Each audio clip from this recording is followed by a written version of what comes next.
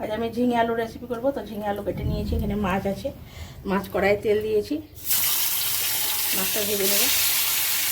আমি এখানে মশলা করে নিচ্ছি, পেঁয়াজ, আদা, রসুন, কাঁচা লঙ্কা, জিরে গোটা আর এখানে সরষে দিয়ে দিলাম। এটা ভালো করে পেস্ট করে নেব। মাছগুলো দেখুন আমার ভাজা হয়ে গেছে, এবার আমি নামিয়ে নেব।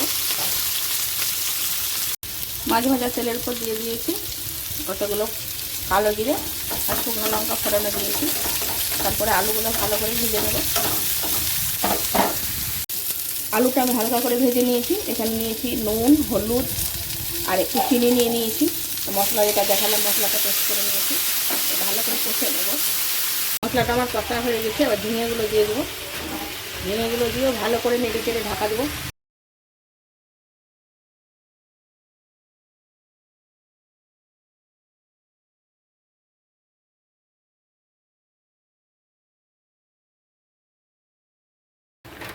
দেখুন আলু ঝিঙে আমার একদম সেদ্ধ হয়ে গেছে। আমি এরপরে মাছগুলো দিয়ে দিচ্ছি।